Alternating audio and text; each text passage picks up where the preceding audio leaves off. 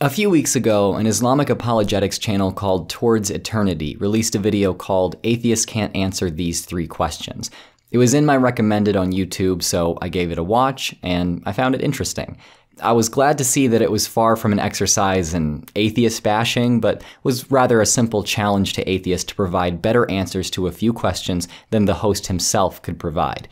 It seemed like a fun challenge, so here we are. Just a heads up, I'll only be addressing question 1 and question 3 because I'm honestly not entirely sure what question 2 is even asking, and I think it would be unfair of me to attempt to answer a question which I can't accurately represent myself. If you watch the video for yourself and think you understand question 2, leave me a comment on this video explaining it. If you can answer the question, then even better. With that said, let's get on to question 1.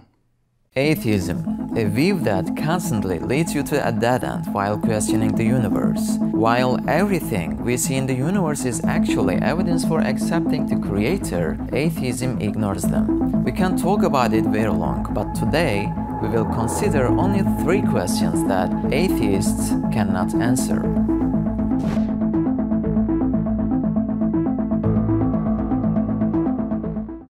Question number 1. Where do these characteristics come from? It's an established rule that one cannot give what one doesn't have to another one. For example, let's say there are only 100 white balls in a glass sphere. What is the chance of a red ball to be chosen from this sphere? Of course it's 0, right? No matter how long you wait, you will not get any because there is no red ball inside the sphere anyway. Keep this example in mind. Let's consider a black pencil. Can you draw a rainbow with this pencil?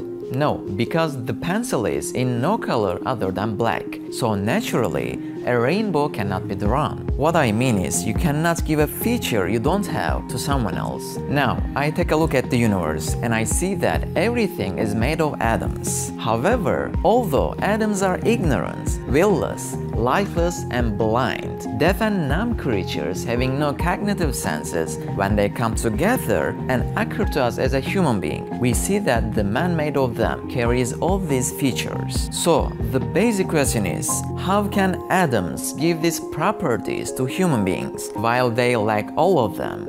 While simple parts may not possess a property on their own, the interaction of simple parts within a complex system can give rise to a property on the level of the system. Properties like these are called emergent properties. We observe these in nature all the time. A single cardiac cell, for instance, can't pump blood, but when enough of them get together, they form a structure which can. Hydrogen atoms and oxygen atoms both fuel combustion, but when they come together as H2O, they can be used to stop combustion. In these cases, these small parts aren't giving what they don't have, they're simply interacting with other small parts, and from that interaction, unique properties emerge. There's an informal fallacy in play here called the fallacy of composition. This is inferring that what is true of one member or part of a group is true of the group as a whole. Now, the host of this video does recognize that a problem arises out of this reasoning, but the way he solves that dilemma ignores that the dilemma is false to begin with, as it's just based on a fallacy. Atoms lack certain characteristics. Humans are made of atoms. So, he reasons, shouldn't humans lack those characteristics as well? To account for the discrepancy there, he doesn't acknowledge the fallacy in this reasoning, but proposes another solution. Do you think you can guess what that solution is? As they cannot be the true sources, there must be someone else holding these attributes. Because the atom that cannot see cannot create the seeing eye. The atom that cannot hear cannot make the hearing ear. The atom without life cannot form the human who has life. The human being has a variety of feelings while atoms don't have any. And all of these things are repeatedly happening every day, even every second. So isn't it necessary to accept that they are under the command of a creator who has attributes such as knowledge, will, power, life, sight, hearing, and compassion behind these atoms? As we said, one cannot give what one doesn't have to another one, so there must be a creator. It actually isn't necessary to infer an intelligent creator. As I said, the proposed dilemma here is a false one. Building blocks even as basic as atoms give rise to emergent properties when they interact. Let's pretend that isn't the case though, and that we have no idea how atoms give rise to complex life. Should we then infer that an intelligent creator must be responsible? Nope. This is a classic God of the gaps. We don't know how to explain something, therefore God must have done it. This is simply an assumption. It doesn't argue that God did something because we have evidence that he did, but argues that God did something because we can't come up with another explanation. We could invoke countless other forces or beings to explain this, and those arguments would be just as valid, or invalid, I should say. We don't see many appeals to the ether or chaos emeralds, though, because if we're going to assume an explanation behind our own existence, it might as well be one that makes us feel significant. An intelligent, loving creator is preferable. Second question, who is the judge, who is the prisoner? Like I said earlier, I'm going to skip this one. I find the wording rather confusing, and if I'm not sure I fully understand his question, I'm not going to try to answer it. The video is linked in the description if you're interested in checking out the second question for yourself. So, on to question 3.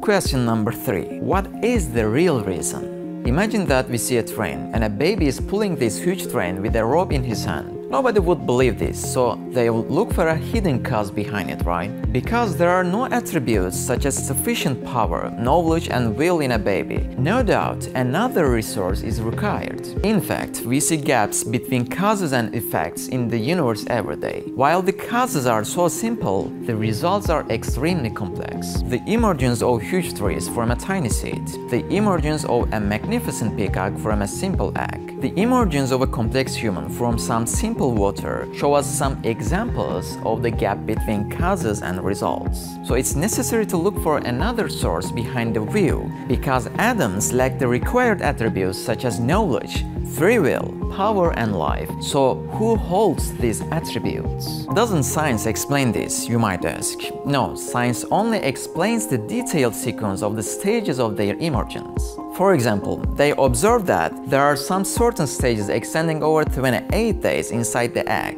Observing the stages doesn't mean that you solve the system and find the answer. Observing is just seeing sequences. There are still questions in the mind. How can these atoms form a structure like a peacock despite lacking attributes such as knowledge, free will, power, and life? An explanation which is based on temporal sequence of events leaves out these questions with no answers. So, as we said in the beginning, that a baby cannot pull a train. Just like that, another cause appears to our minds behind the scenes due to the gaps between the so-called causes and their effects that we examine in the universe. So everything we see tells about Allah, those who want to find Him. My earlier points about emergent properties should be taken into consideration here as well, but there's more I should address here, specifically this section. Doesn't science explain this, you might ask? No, science only explains the detailed sequence of the stages of their emergence. For example, they observe that there are some certain stages extending over 28 days inside the egg. Observing the stages doesn't mean that you solve the system and find the answer. Observing is just seeing sequences. The scientific process is based on observation, yes, but there's more to it than simply documenting one's observations. Once observations are made, scientists can propose a testable, falsifiable hypothesis, some deeper causal mechanism to explain their observations. Then, they design some way to test their hypothesis through an experiment or series of experiments. If this testing fails to confirm the hypothesis is then discarded, and this process of observation, hypothesizing, and experimentation repeats.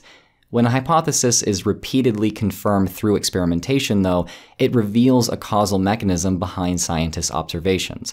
When enough causal mechanisms are revealed through this process, scientists may observe patterns among them and hypothesize about even deeper causal mechanisms at work. This is the laborious process by which we've gained an understanding of patterns in the universe, or what we may conceptualize as laws or rules by which the contents of our universe abide.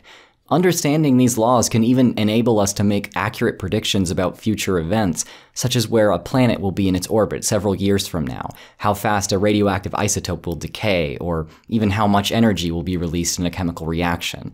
So far from being a simple observation of sequences in nature, science is a tool which allows us to methodically discern information not only about the matter and energy we observe, but also about the laws by which they abide. All that said, I'll gladly, even enthusiastically, say that there's so much more to know about all the complex systems he mentioned, and that science will never answer all of our questions about really anything that we observe. Our ability to question will always outpace our ability to discern how our world works, because the former is easy and the latter just isn't. Here's where things get interesting. The host of the video to which I'm responding has already posted another video defending his original points in this video, saying, among other things, that appealing to the laws of nature not only fails to answer his question, but actually points to his God's existence. The laws of physics or the laws of chemistry are the names of God's way of ruling the universe. The formation of water by the combination of hydrogen and oxygen is a chemical law. However, it's not the law of chemistry that creates water. This law is already the name of the formation. It's just a name. So it's God who creates water by this rule. The constitution of a state can only make known how the country is ruled. It cannot rule the country. Likewise, the laws of nature only describe how God controls the world. So it's not an answer to say laws of nature. If I'm getting this right, he says that citing the laws of nature to answer his question of how simple inanimate particles can produce complex and even conscious beings like humans is inadequate because it doesn't explain why those laws exist or how they remain in effect. So his gotcha question for atheists might now be restated as, how do you explain the existence of the laws of nature? This is a profound question, one I don't take lightly. It's one which our greatest scientific minds are only beginning to work on. Because we still have so much to learn, because we openly admit our ignorance in the absence of compelling evidence, the honest answer that I, as well as any theoretical physicist actually working on this problem, must give is, I don't know. Wait, so does that mean that he just asked a question which atheists can't answer? Actually, yes, because no one can give a verifiable answer to this question. See, I don't have an answer to this question, and the host of this video says he does. But give me just a moment, and I think I can explain why positing an answer like God did it doesn't actually further our understanding of the issue at all. This question highlights a gap in our knowledge about the universe. Citing this ignorance alone, the host of this video says that God must be the answer. This, again, is just a God of the gaps. It's the argument that because a verifiable answer hasn't been provided, we're justified in assuming that God is the answer. Now, I've heard theists defend this thinking with arguments like, a God whose nature lends itself to creating and maintaining all that we observe explains everything we observe, so that God must exist.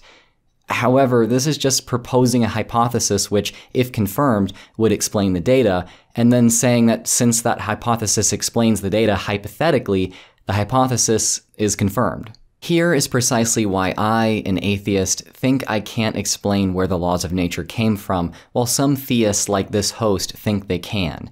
If a hypothesis is unfalsifiable, if it can't be proven, disproven, or even tested in any way, I will not uphold that hypothesis as fact. This host, on the other hand, will. This God hypothesis is not being tested before it's accepted, and what's worse, it doesn't seem that the idea of an immaterial, unobservable, incomprehensible intelligence behind all things is testable in the first place. If I wanted to answer this question with the same level of rigor, I could just say, the laws of nature just have to exist as they do.